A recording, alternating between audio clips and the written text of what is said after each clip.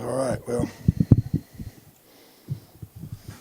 we won, so that's a positive thing. But obviously didn't start the right way. Poor first half, especially on offense. Did some good things on defense in the first half. Did respond in the second half, and did some good things in the second half, especially offensively. But then just really still frustrated with how we finished on defense. So just a very frustrating night, but find a way to win the game. Continue to work on the things. We showed some improvement in some areas that we need to work on. That will continue. Proud of our guys coming back and responding in the second half. Obviously didn't respond to the delay very well. Didn't respond to the weather very well. And that's on me. So obviously the way I prepared him wasn't good enough. So I was appreciative for a win. I know they're hard to get. You look around the country, there's some pretty disappointed fan bases tonight.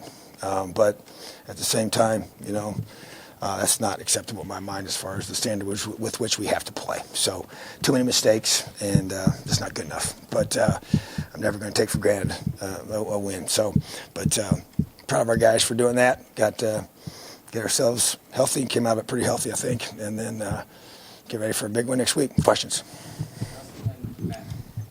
Tom, obviously, just to stick with that as far as the offense and just what wasn't good enough. I mean, just what did you see misfiring in the first half? And it seemed a lot of sync. I don't know. Like I said, I'm not going to sit here and make excuses. It just, obviously things were, the different schedule we were on. We go in there, you sit and wait, but both teams had that, so that's just reality, and just the weather. You got to learn to deal with the weather.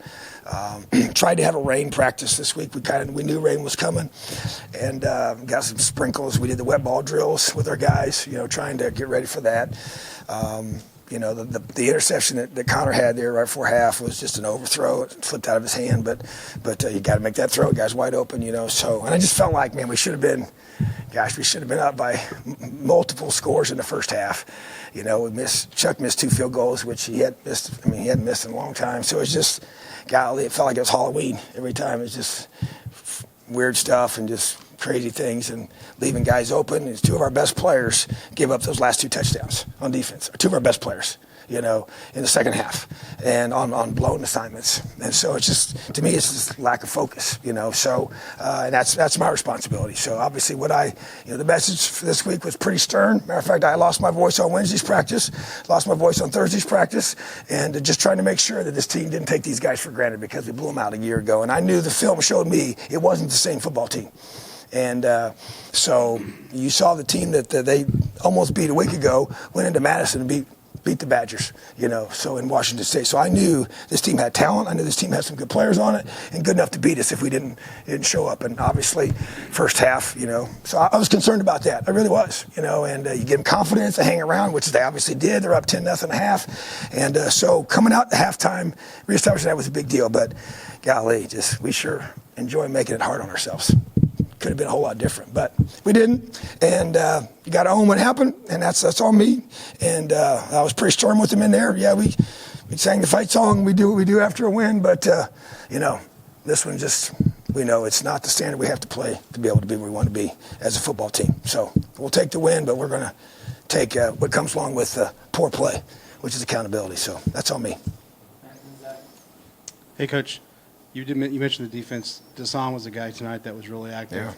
Yeah. I guess just talk about having a guy like that where you can kind of move him around like a chess piece and try to get into matchups where he can get the quarterback or make plays in the backfield. And that's the goal, and you balance that with his youth, He's obviously only his second college game, and so you don't want to put too much on him.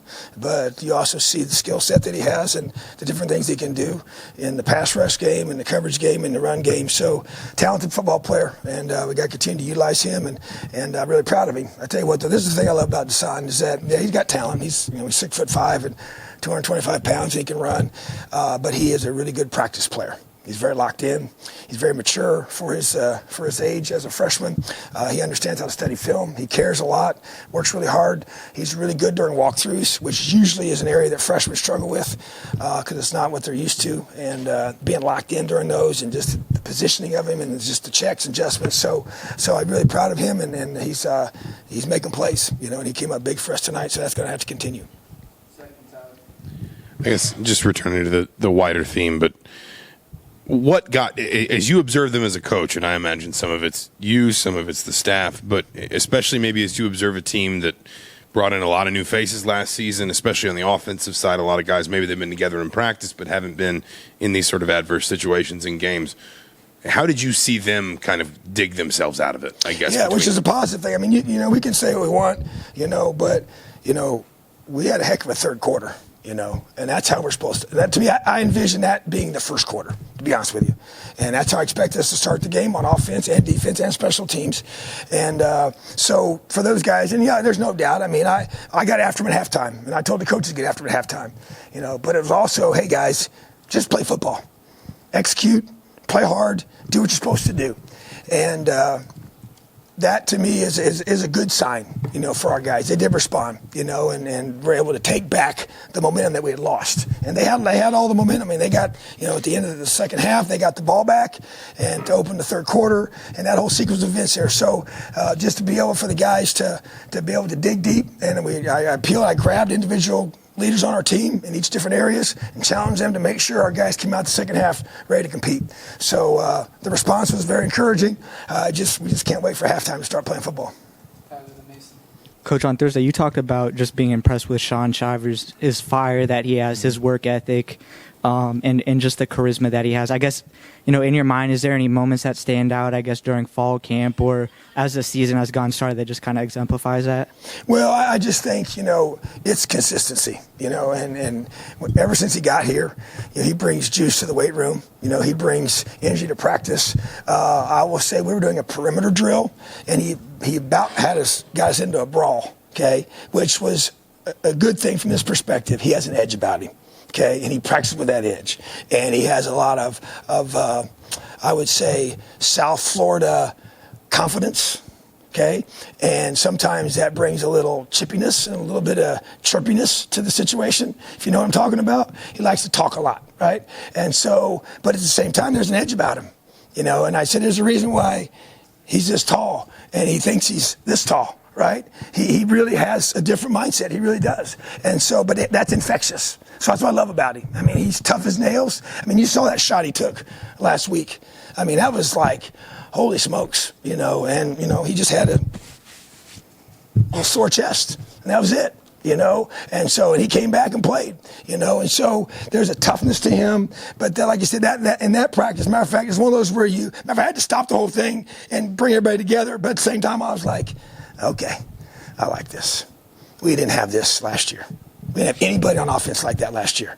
And that, to me, that's the truth, okay? And Wap kind of had that about him, okay? But Wap wasn't here last year. And so we lost that edge on offensive side of football, and Sean Shivers has that. And so, to me, that's what you got to have. And it's a fine line. We talk about just having that controlled rage, that you be able to be under control, but have an intensity and a toughness to you, and edge about you. And Sean brings that to our team.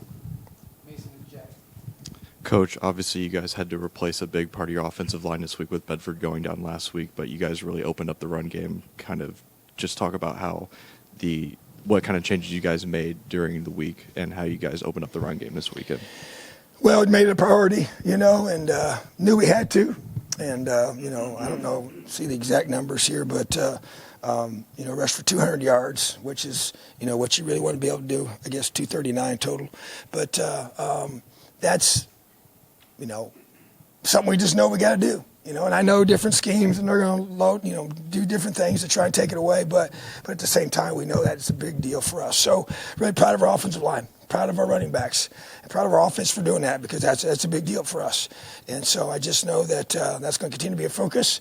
You know, we've done more things with inside drill and going ones versus ones and getting our guys ready. Did it all last week.